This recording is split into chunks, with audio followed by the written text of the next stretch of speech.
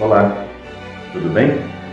Eu sinceramente espero que quando você estiver vendo esse vídeo, você esteja bem, dentro daquilo que é possível na vida moderna, na vida de uma pessoa que tem tantas coisas para correr atrás, mas principalmente na vida de uma pessoa que está tentando dar conta de tudo isso. E quando eu digo que esteja bem, não quero dizer que esteja com tudo sob controle, porque não sei se isso é possível, mas que você esteja minimamente capacitado, consciente da sua condição e disponível para fazer o seu melhor.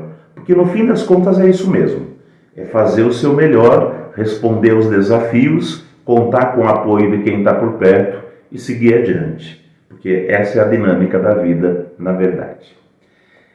Hoje, esse vídeo é de terça-feira. É um vídeo que eu gravo nas terças-feiras para justamente poder falar sobre temas mais variados, para poder falar de temas que me interessam ou que me afetaram, seja na leitura de um livro, seja num filme que eu tenha assistido, seja numa conversa que eu tenha presenciado.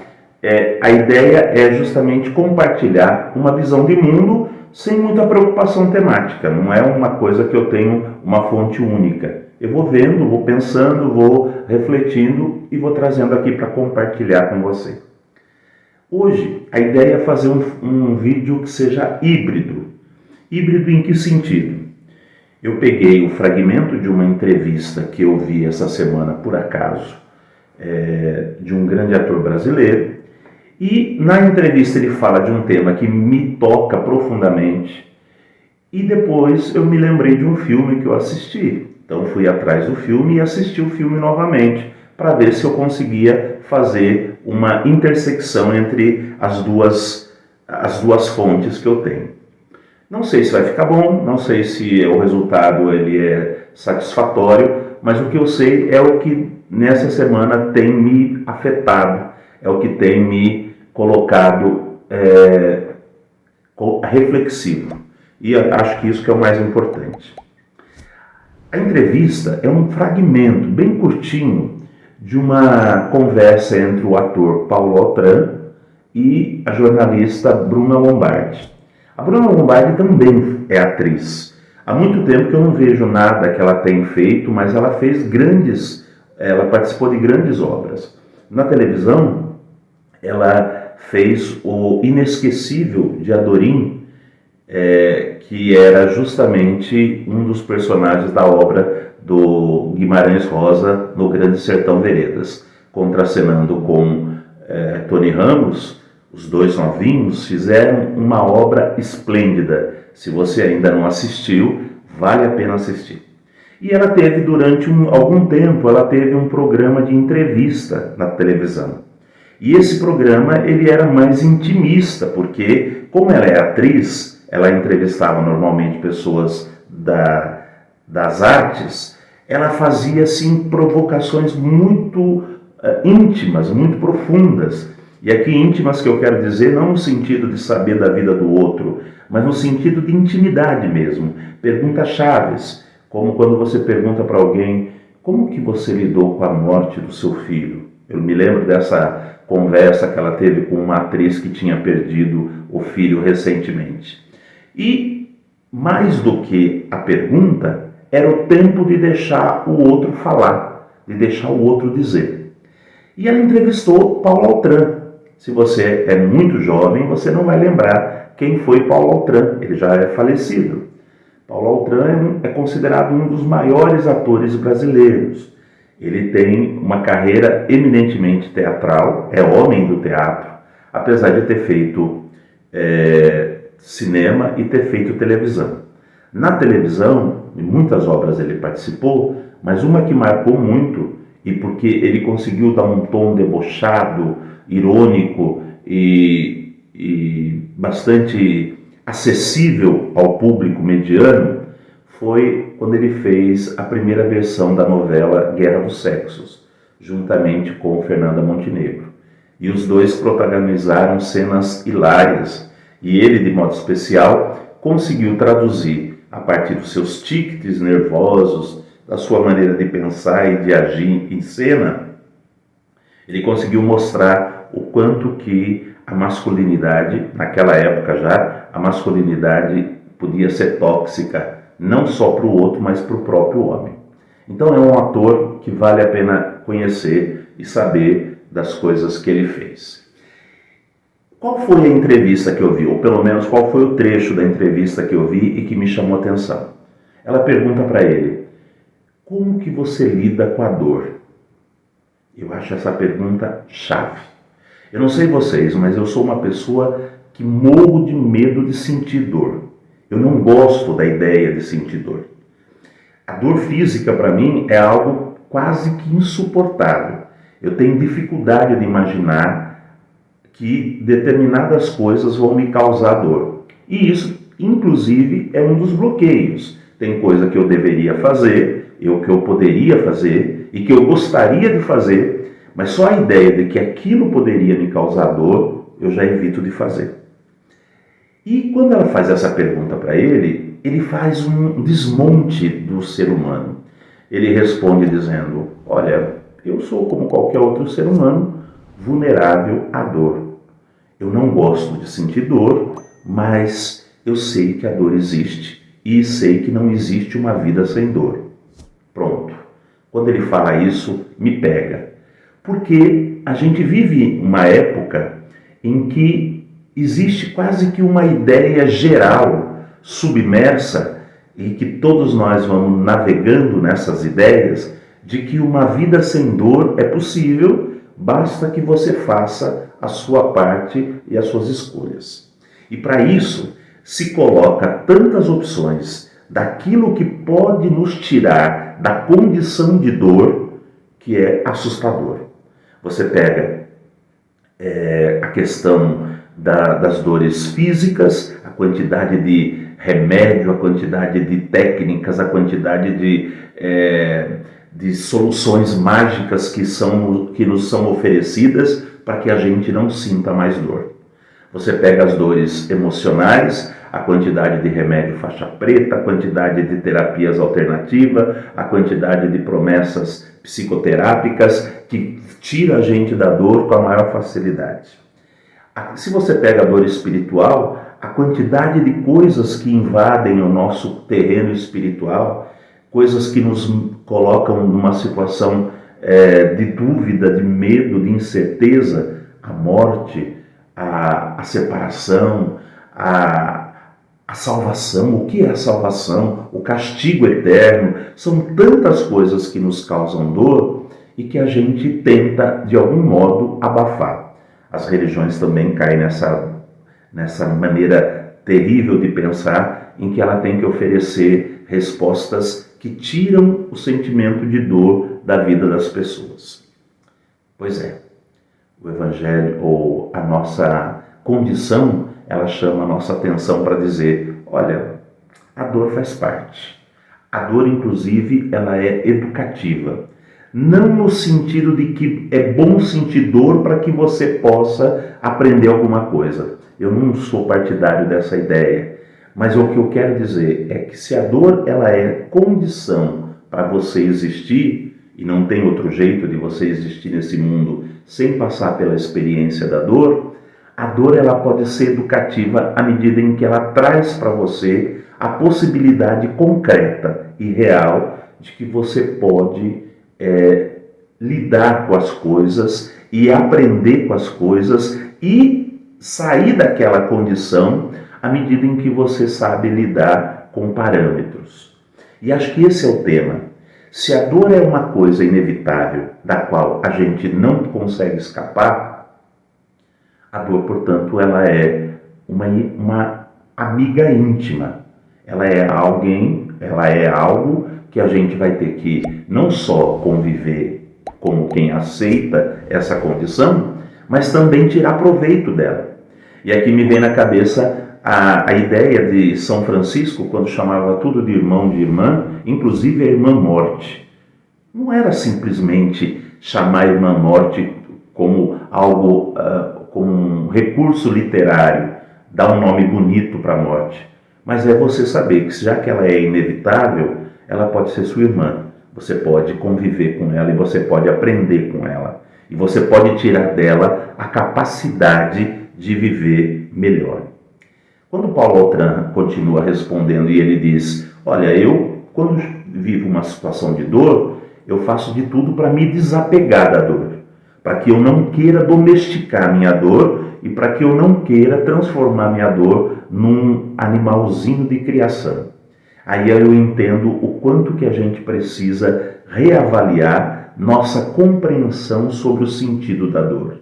Porque muitas vezes a gente transforma as dores, que são inevitáveis, em condição para viver. Eu não sei mais viver sem dor, eu não consigo mais viver sem dor. Não aprendo, mas também não consigo me liberar dessa condição de dor. Foi aí que eu lembrei de um filme que é de 2019, chamado Um Belo Dia na Vizinhança.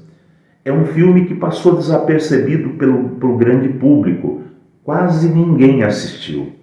A crítica não gostou. Mas é um filme muito sensível, muito bonito. O ator principal é Tom Hanks. E valeria a pena, se você ainda não assistiu, assistir esse filme. Ele tem uma narrativa um pouco diferente, porque ele é uma história de um animador de auditório, um programa infantil da década de 60, e este animador tinha como propósito passar bons sentimentos, boas energias, ideias, bons acompanhamentos para as crianças que assistiam o seu programa. A ideia principal era ajudar que as crianças entendessem as suas dores, as suas vulnerabilidades e soubessem lidar com isso. Então o filme é muito bonito, muito sensível, tem momentos assim dolorosos, que dói na gente porque a gente se vê representado na cena e representado por aqueles personagens. Mas eu lembrei do filme porque tem um fio condutor no filme que é a dor de um jornalista que é muito rebelde, que é muito mal visto pelos colegas de profissão, apesar de ser um excelente jornalista, mas que começa a entender o quanto que a dor que ele trazia no peito estava se refletindo não só no seu comportamento, ele é pai de uma criança recém-nascida, mas também nos seus relacionamentos do passado. Ele não conseguia se liberar do que aconteceu no passado, ele não teve a coragem de lidar com aquilo falando, e aí a dor virou uma casa sombria. Cada vez que ou ele pensava sobre o que tinha acontecido no seu passado, que aqui eu não posso ficar falando muito porque pode criar uma sensação de spoiler, cada vez que ele pensava nessa coisa que aconteceu no passado, ou cada vez que ele via as personagens que estavam relacionadas a este acontecimento do passado, ele tinha uma sensação de ódio, de fúria, e ele acabava se perdendo e acabava trocando os pés pelas mãos. O que eu quero dizer com isso é que ele acabava se transformando numa pessoa agressiva, violenta e cruel. Esse vai ser o fio condutor de todo o filme. E é claro que você tem que prestar atenção, porque no filme existe um fenômeno que a gente chama de metalinguagem. Porque tem uma hora em que dentro do filme que você está assistindo, existe o programa de televisão que também passa a ser o filme que você está assistindo. Então, você já não consegue mais enxergar se é o filme, portanto, se é a história desse jornalista, ou se é a história desse jornalista contada dentro de um programa infantil. Mas isso é um detalhe, que é um detalhe mais técnico, que a gente que gosta de cinema acaba prestando atenção. Mas o interessante no filme é que a proposta é, você tem dor, ponto. Como você vai lidar com essa dor?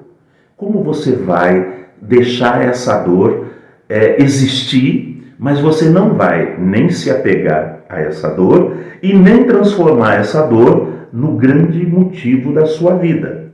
Ela é um detalhe da sua vida. Doloroso, às vezes, triste, às vezes, terrível, muitas vezes, porém, ela é um detalhe. Você não é aquilo que a sua dor representa. Aquilo que a sua dor representa gerou em você aquilo que você é, mas você não é só isso. E como você vai lidar com isso, como você vai dar prosseguimento a esta realidade, é uma escolha que você faz. E você pode escolher, no caso do filme, você pode escolher se rebelar, agredir, machucar, devolver a dor que você está sentindo para o outro, ou você pode também ir aprendendo a ler o que essa dor te ensina, aprendendo a ler o que essa dor te fala e aprendendo principalmente como deixar essa dor existir, porque não se trata de ignorar, não se trata de dizer, larga a mão de ser bobo, você não tem que pensar nisso. Não, se trata de deixar a dor existir, mas de transformá-la numa aliada para a sua existência, não numa opositora à sua existência.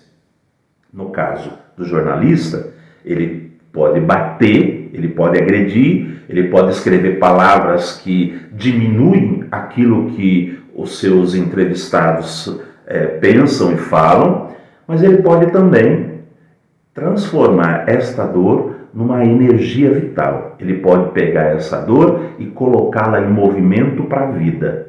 Ela existe, ela é terrível, ela me fez muito mal, mas eu quero viver e eu quero ir adiante. E para ir adiante, eu tenho que dar respostas diferentes.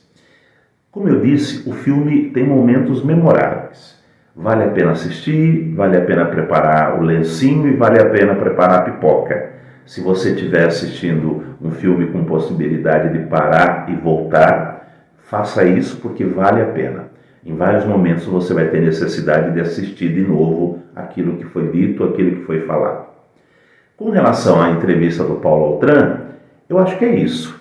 A gente vive sabendo que a gente tem dor. Como você vai transformar essa dor num processo que te impulsiona para frente é que é o segredo.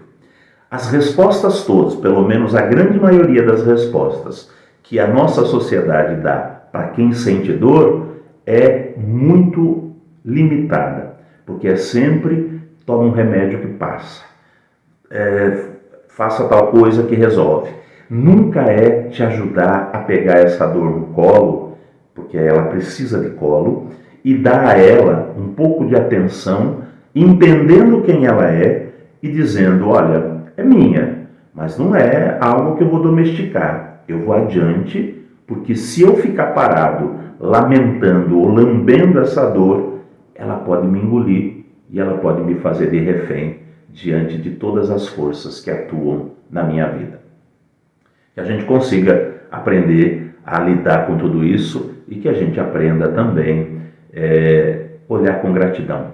A dor é uma amiga íntima e que se a gente souber aproveitar dessa intimidade, a gente aprende muito. Desejo a você um bom tempo, que esse vídeo seja capaz de motivar bons pensamentos e reflexão e que você consiga se sentir integrado a todo esse processo de cura e de autoconhecimento. Se você gostou do vídeo, deixa um joinha, compartilhe o vídeo e se achar que vale a pena, se inscreva no canal. A gente está chegando bem próximo dos 1000 inscritos e com isso a gente pode depois lançar outras ferramentas de comunicação, de atuação entre eu e vocês, tá bom? Um abraço, fiquem bem, coragem, ânimo e até a próxima.